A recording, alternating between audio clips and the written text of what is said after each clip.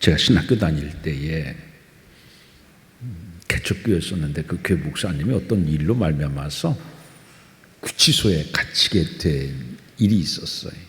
그때 교인들이 많이 걱정했어요. 구치소에 갇혀서. 근데 교인도 걱정했지만 목사님도 교인들을 위해서 굉장히 걱정했겠죠. 왜냐하면은 이제 막 자라나는 개척교회에 썼었는데 목사님이 구치소에 갇혔기 때문에 믿음이 흔들릴까 얼마나 걱정이 많으셨겠어요. 오늘 본문도 그래요.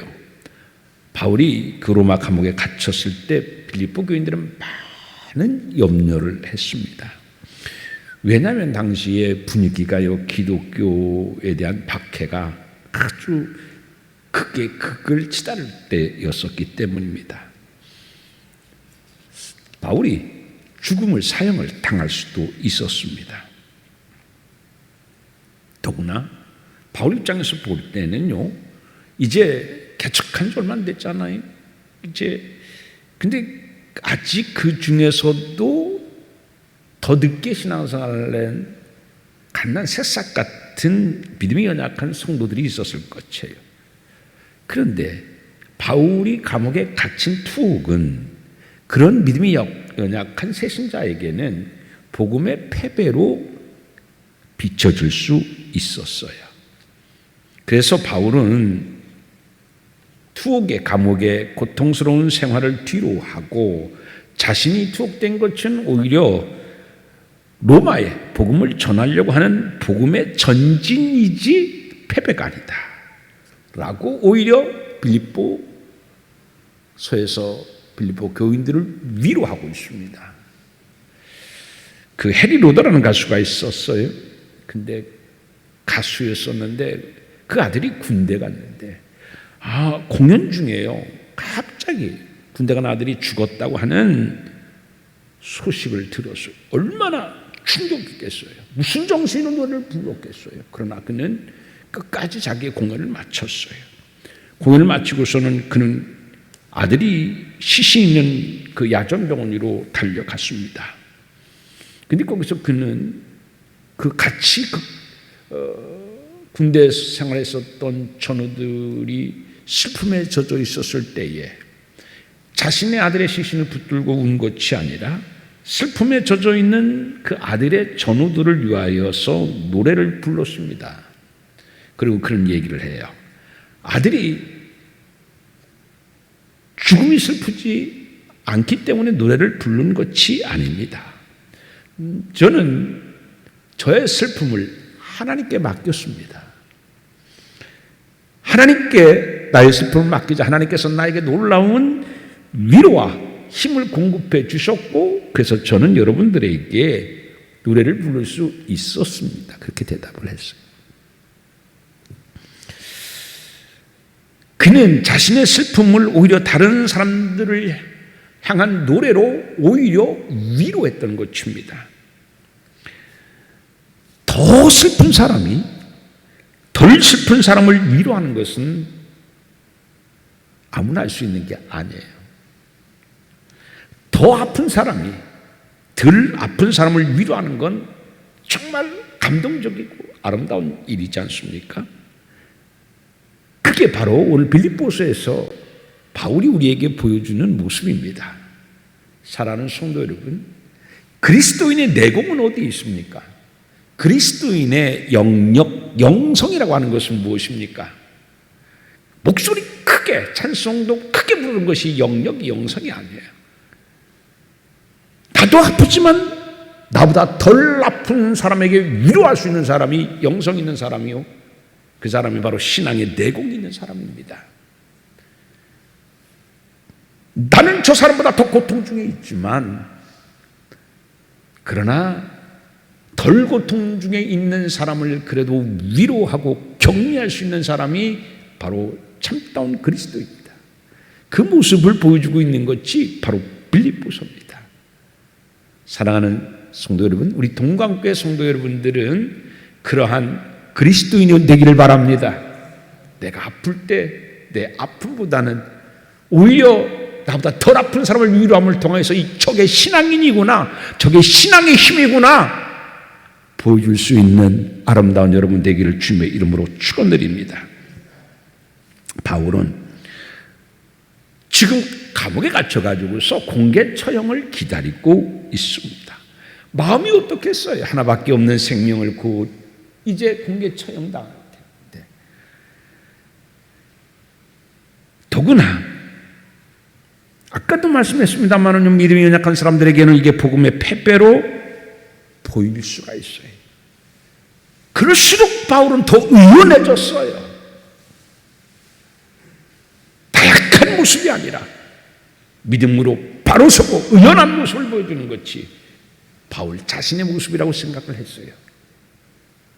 그래서 그는 내가 감옥에 갇힌 것은 복음의 패배가 아니라 복음의 진보가 되어져서 오히려 나는 감옥에 끌려온 것이 아니라 복음의 진전을 이루러 하나님께서 나를 이 감옥에 보내신 것이다 라고 이야기하고 있습니다. 근데 이 진전이라고 번역되어진 헬라어는 원래 프로코페인데 이 프로코페라는 말이요 완성을 향해서 점점점 더 앞으로 나아가다라는 뜻입니다. 근데 이거는요 우리는 진전이라고 번역되어 있지만 성공이라고 하는 말로 번역될 수도 있습니다. 그래서 이 프로코페라는 것은 진전 또는 성공 이렇게 번역합니다. 그래서 다른 말로 얘기하면 나는 복음의 성공을 이루어 이 감옥에 있다라고 그는 이야기하고 있는 것입니다. 무슨 얘기냐면 여러분 원래 이 진전이라고 하는 것은 군대 용어입니다. 당시 가장 강대국이 누구였었냐면 로마에 있었어요. 가장 강한 군사력을 갖고 있고 경제력도 월등했었습니다. 그런데 세계의 많은 나라들이 로마를 무서워했던 것은 뭐냐면 로마가 자랑하는 전차 부대가 있었기 때문에 그래요. 그래서 로마의 전차 부대가 온다라고 하면은요 세계 모든 나라 사람들은 벌벌 떨었어요. 파죽지세로 로마 전차는요 무차별하게 적을 격퇴하고 망설임 없이 앞으로 전진했던 것입니다. 그래서 로마의 전차 부대가 온다는 소리만 들어도 두려움에 떨 정도였었어요. 그만큼 기계가 무서운 것이 로마의 전차 부대였었는데 지금 바울은 그걸 이야기하고 있어요. 로마의 전차 부대가 무섭게 질주하고 무섭게 진군하고 무섭게 정복해 가듯 나는 지금 로마를 정복하기 위하여 로마의 한 심장부인 감옥에까지 나는 전진해 왔다. 그런 얘기입니다. 패배로 보일 수 있는데 우리 바울 사도가 저렇게 감옥에 갇혀서 어떻게 어떤 사람들은 야 복음이 진짜 승리의 복음이야 생명의 복음이요 생명의 복음이면 저렇게 죽어가는 건 어떡해 믿음이 흔들릴 때 아니다 나는 복음의 진전 로마의 군차처럼 전차처럼 로마의 한 심장부인 감옥에까지 나는 복음으로 진군해 온 사람이다 십자가의 군대다 이렇게 이야기하고 있다라는 이야기인 것입니다. 그러면서 바울은 빌립보 교인들에게 당부하는 말을 하는데 그 당부가 바로 뭐냐면 복음에 합당하게 생활하라고 하는 말씀이었습니다. 자, 그런데 27절을 다시 한번 보면 27절에 맨 처음에 뭐라고 기록되고 있어요? 오직이라는 것은 뭐냐면 따라서 봅시다. 반드시 오직이라는 것은요 하나밖에 없다는 그런 뜻이 아니라 반드시라는 뜻입니다. 반드시 너희는 그리스도의 복음에 합당하게 생활하라. 반드시 해도 되고 안 해도 되는 선택사항이 아닙니다. 반드시 우리가 그리스도인이라면 반드시 복음에 합당하게 생활해야 된다라고 말씀하고 있습니다. 여러분 바울은 복음에 합당하게 생각하라고 말하지 않아요. 복음에 합당하게 말하라고 이야기하지 않아요. 복음에 합당하게 생각하는 것은 쉬워요. 누구나 할 수 있어요.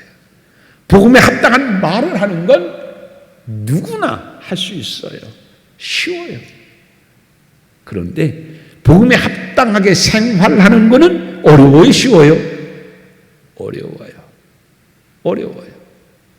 여러분 자신을 잘 생각해 보시면 정말 공감 가지 않습니까? 복음에 합당한 생각을 하는 건 할 수 있어요. 때로는 바울보다 더 합당한 신앙생활을 할 것 같아요. 내 생각으로는. 엘리야처럼 그렇게 두렵지 아니하고 용감하게 신앙생활을 할 것 같아요. 생각으로는. 말도 그렇게 할 수 있어요. 그런데 생활한다는 것은 아무나 못해요. 근데 지금 바울은 복음에 합당하게 생각하라, 말하라 그렇게 얘기하지 않고 생활하라 이렇게 말씀하고 있어요. 근데 여기에서 생활하라, 합당하게 생활하라고 하는 것이 이 헬라어로는 폴리투마이예요. 폴리투마. 오늘 제목이 그렇지 않습니까? 폴리투마이. 이 폴리투마이가 뭐냐면 시민으로서 합당한 의무를 이행하라, 합당한 생활을 하라. 이게 폴리투마이예요. 그런데 이 폴리투마이는 배경이 있어요. 요즘에 보면 현수막 있지 않습니까? 현수막 이렇게 우리 돌아다니고 보면 현수막이 있었어요. 근데 당시에 빌립보 거리 도처에 현수막이 많이 걸려 있었어요. 무슨 현수막이 걸려 있었느냐면 폴리투마이라고 하는 현수막이 많이 걸려 있었어요. 잘 생각해 보셔보세요. 현수막이 많이 걸려 있다는 것은 무슨 얘기예요? 여러분, 불조심하자고 하는 것은 불조심을 잠깐만 할 필요가 없어요. 그렇잖아요? 구태여 표어로 포스터로 걸어놓지 않아도 돼요. 무단횡단하지 맙시다. 그건 다 누구든지 무단횡단 안 하면 붙여놓을 필요가 없어요. 안 하니까 붙여놓는 거예요. 사고 다발지역 왜 붙여놔요? 사고가 안 나면 붙여놓을 필요가 없어요. 사고가 많이 나니까 사고 다발지역 붙여놓는 거예요. 속도를 줄이세요. 왜 붙여놔요? 속도를 안 줄이니까 붙여놓는 거예요. 폴리투마이, 합당하게 생활하라. 현수막이 붙여있던 것은 뭐냐면 합당하게 생활하지 않는 거예요. 무슨 얘기냐면 이런 거예요. 빌립보 교회, 이 도시는요, 로마가 정복해서 식민지였었어요. 근데 이 빌립보 사람들은 원래 그들의 생활 수준이, 의식 수준이 어땠냐면 야만인 수준이었었어요. 야만인 수준이었었어요. 형편없어요. 의식이나 생활하는 이런 것들이 도덕, 윤리, 뭐 여러 가지의 삶의 모습들이 정말 어디 하나 품이 있고 칭찬받을 만한 게 없었어요. 그런데 이 로마 나라가요, 생각을 했어요. 저렇게 품이 없고 막 야만스러우니까 통치하기가 얼마나 어려운지 몰라요. 그래서 이 퇴역 장교들에게 로마 시민권을 주기 시작했어요. 그런데 이 로마 시민권을 받은 그들은요, 갑자기 자기 신분이 바뀐 거예요. 오, 나는 로마 시민이야, 로마 시민이라고 엄청 자랑스럽게 생각했어요. 특별한 나는 사람이다라는 의식을 갖기 시작했어요. 근데 문제는 뭐냐면 신분은 로마 시민권을 가졌는데 생활은 옛날에 야만인 똑같은 거예요.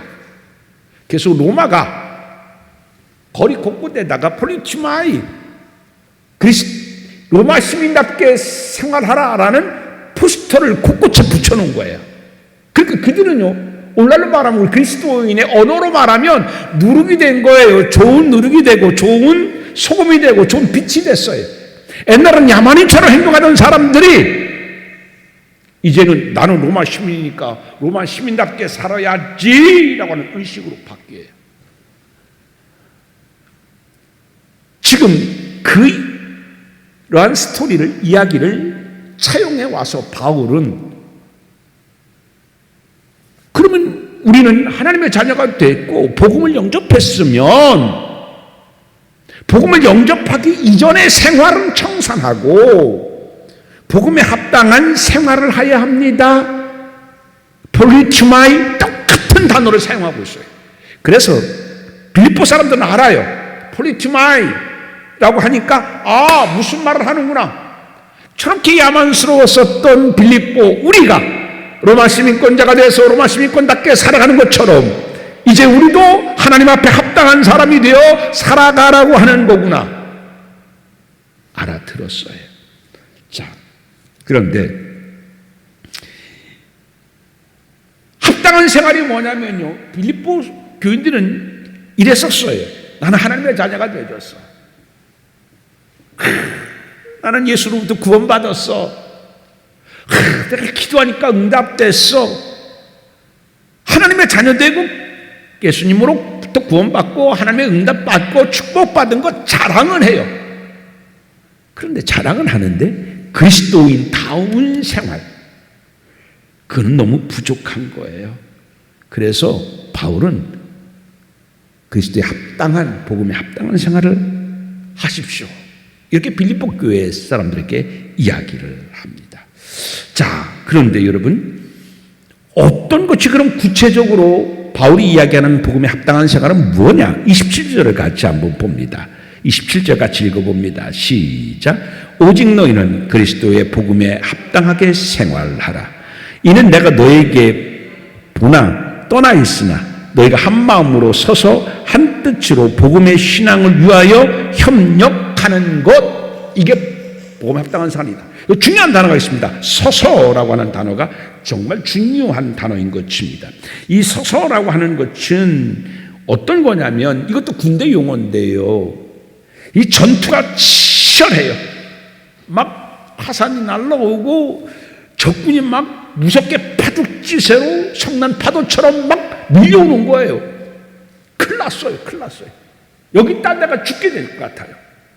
서서라고 하는 것은 뭐냐면, 그러한 상황이 된다고 하더라도 자기의 위치, 자기의 초소를 떠나지 않고 끝까지 자기의 자리를 사수하는 불굴의 용기를 가지고 적군에 맞서 싸우는 게 뭐냐면 바로 서서입니다. 지금 교회에 뭐가 와요? 핍박이 와요. 적군이 막 몰아치는 것처럼 핍박이 와요. 어떡하지? 이 핍박이 때문에 어떡하지?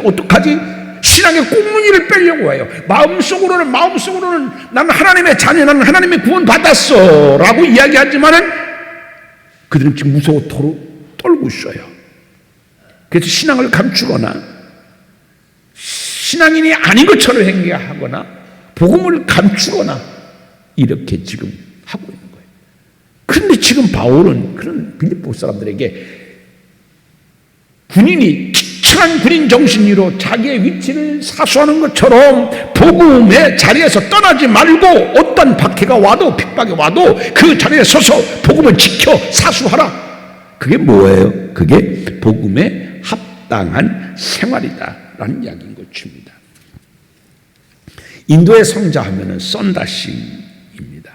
근데 이 썬다싱이 그 예수님을 영접하고요, 그는 원래 굉장한 귀족이었었어요.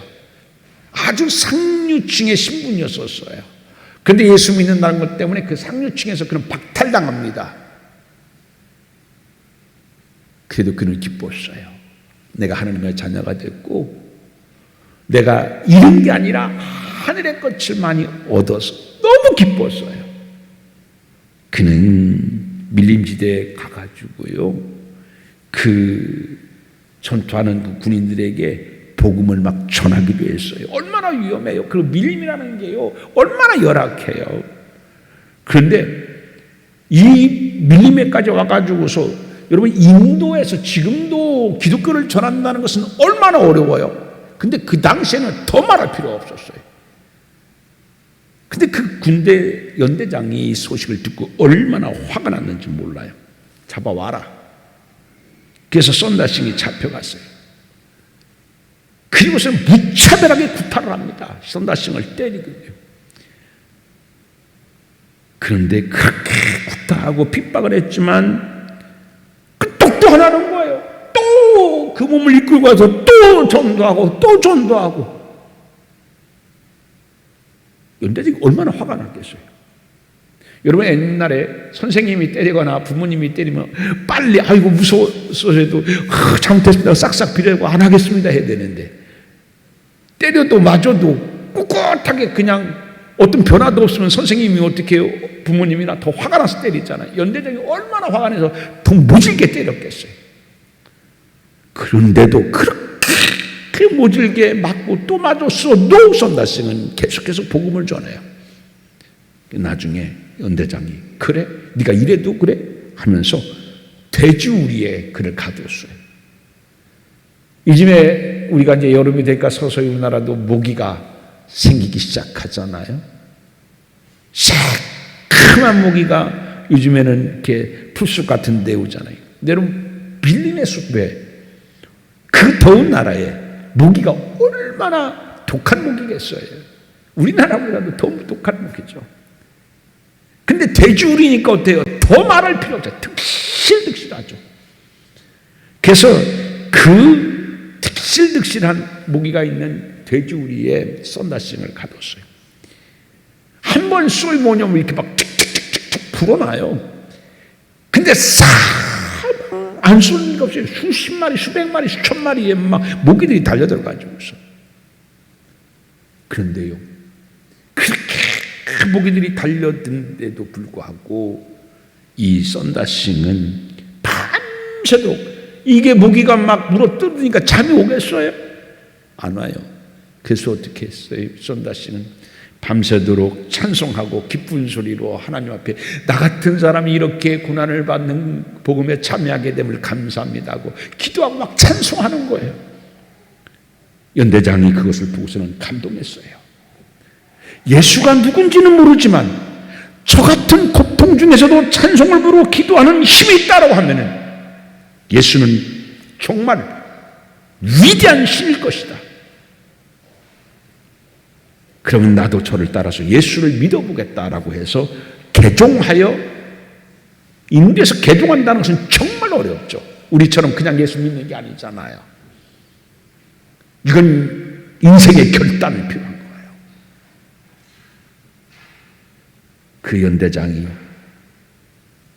썬다싱이 그 혹독한 핍박에도 불구하고 복음을 사수했었을 때에 연대장이 그 모습에 감동해서 개종하여 예수님의 제자가 됐고 하나님의 자녀가 되어졌어요.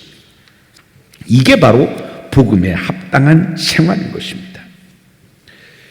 여러분, 우리가 초대교회 역사를 봐도, 우리나라 초대교회 역사를 봐도 우리의 신앙의 선배들은 어떤 박해의 고난에도 불하지 않고서 서서 그 박해 자리에서, 그 어려움의 자리에서도 서서 끝까지 자리를 지키며 복음을 사수했기 때문에 2000년이 넘는 시대의 강을 도저히 흘러 우리에게 와서 우리가 예수를 믿을 수 있게 되어진 것입니다. 바울도 사도행전 보게 되게 되면 복음을 전하기 그 이유 하나만으로 얼마나 많은 고난을 받고 채찍을 맞았습니까? 이 채찍 맞는 것이 얼마나 고통스러운 형벌인 줄 아십니까? 이 채찍을요 40에서 하나를 뺀 39대를 맞았어요. 근데 이 채찍은요 소가죽으로 만들어져 있어요. 그래서 한 대만 맞아도요 살이 찢어져요. 살이 뭉뚱뭉뚱 떨어져 나와요. 그 떨어진 살에 또 때리는 거예요. 살찜이 떨어져 나갔는데 그 살찜이 떨어져서 붉은 피가 막 거기에 엉켜있는데 거기다 대고 또 친 것들, 살이 패예요. 살이 또 패예요. 패인 살에 또 때리는 거예요. 39대 견딜 수 없어요. 왜 40대를 안 때리는 줄 알아요? 40대 때리면 견딜 수 없어서 죽어요. 인도적 차원에서 한 대를 뺀다고 한 거예요. 근데 그 39대를 맞고서는 사람이 견딜 수가 없어요. 생각해 보십시오. 5대를 맞을 수 있을까요, 여러분이? 살이 떨어져 나갔는데, 살이 패였는데, 패인 곳에 다시 채찍이 와가지고 39번이나 뼈가 드러나고, 사방으로 막 피만 튀나요? 피똥이만 튀나요? 피가 살이 같이 찢겨져가지고 파편돼가지고 막 떨어져 나가는 거예요. 쓰라려요? 그 정도의 표현이죠. 그런데요, 사도행전 5장 41절의 말씀에 보면 사도들은 그 이름을 위하여 능력받은 일을 능력받는 일에 합당한 자로 여기심을 기뻐하면서 라고 기록하고 있어요. 그러한 핍박을 받는 것을요, 하나님께서 나를 합당한 자로 여기셔서 이런 복음의 능력을 받도록 나를 하나님 이 자리에 세워주셨구나, 감사합니다고 기뻐했대요. 고통이 고통으로 생각하지 않고 나 같은 사람을 합당한 자로 여기셔서 이 고통을 받게 하는구나, 예수의 고난에 참여하게 하는구나, 그러기 기뻐했대요. 그게 사도행전 5장 41절에 기록되고 있어요. 이렇게 고통과 어려움이 따르더라도 복음을 전하는 것이 합당한 생활이다, 이렇게 바울은 이야기합니다. 여러분, 우리는 지금 복음 전한다고 해도 이런 고난과 핍박은 따르지 않아요. 복음 전한다고 해서 누가 신고하지 않아요. 경찰서에 잡혀가서 이렇게 모진 고문, 채찍 안 맞아요. 철채찍으로 맞았던 초대교회 사람들과는 달리 우리는 채찍은커녕 아무것도 우리를 건들지를 않아요. 그런데 초대교회 성도들은 이러한 죽음과 채찍질을 맞아가면서도 복음을 전했는데, 오늘 우리는 어떻습니까? 오늘 우리는 전혀 누가 복음을 전한다고 우리를 핍박하지도 않고 어려움을 주는 사람도 없어요.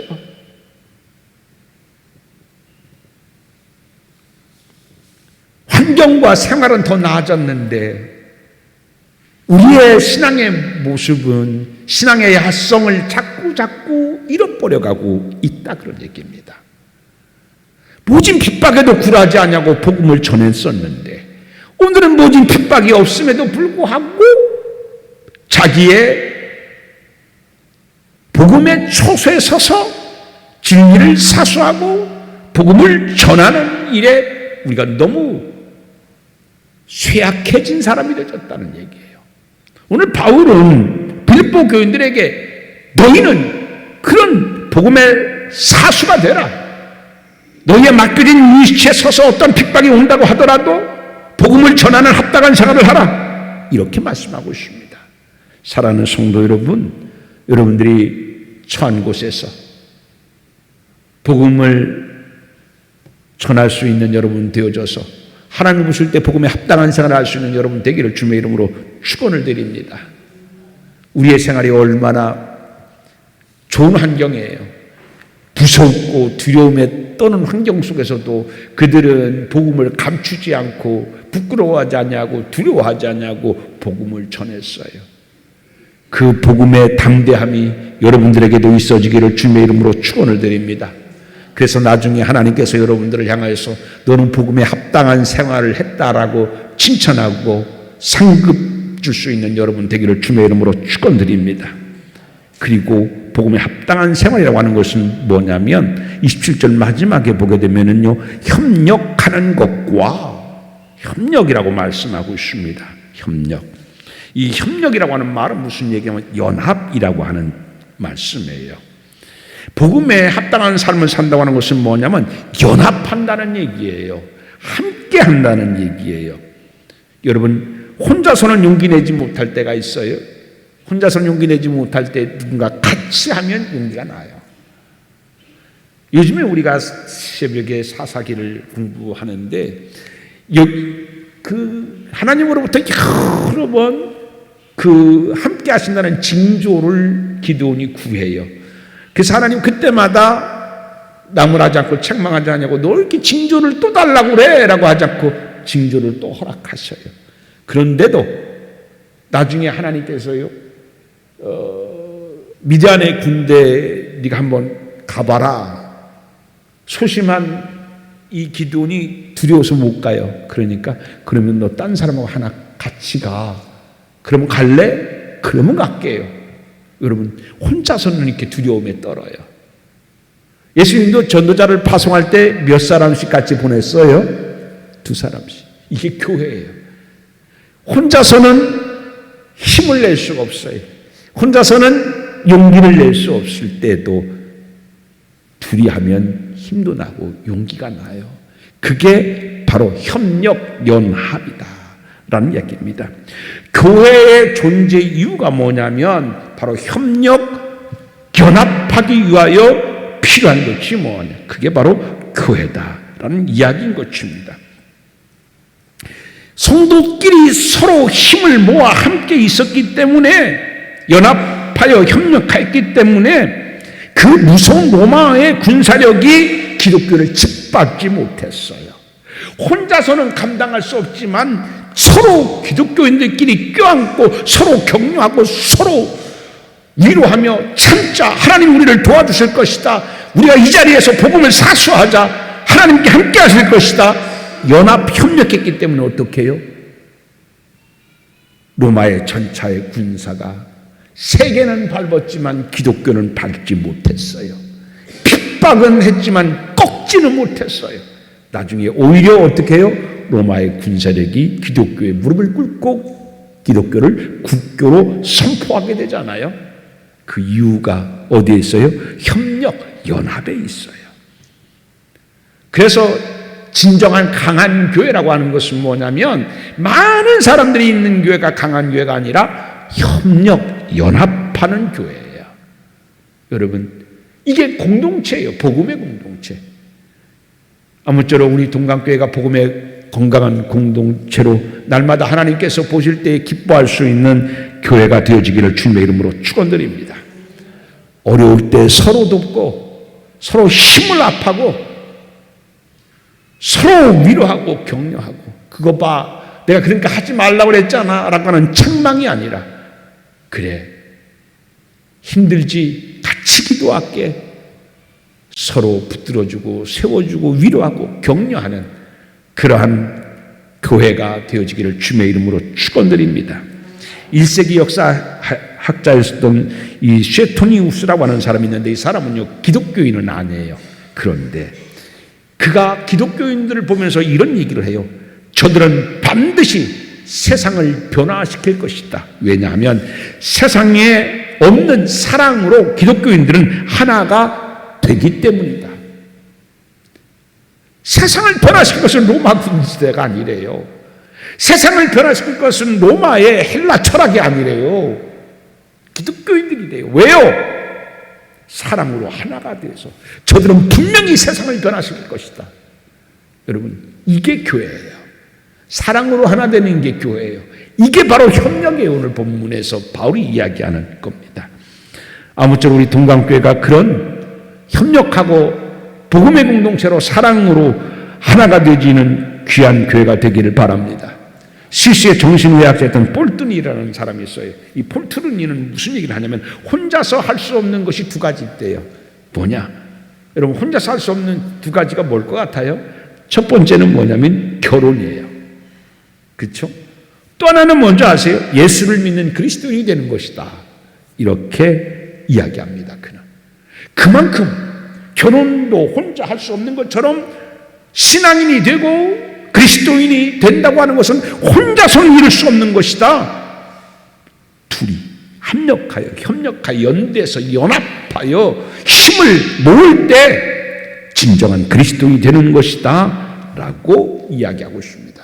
오늘 바울은 그 얘기를 하면서, 그래서 여러분 복음에 합당한 생활을 하십시오. 복음에 합당한 생활을 하는 것은 뭡니까? 어떤 핍박이 와도 굴하지 않냐고 그 자리에서 복음을 전하십시오. 이게 합당한 생활이에요. 두 번째는 뭡니까? 협력하는 거예요. 연합하는 거예요.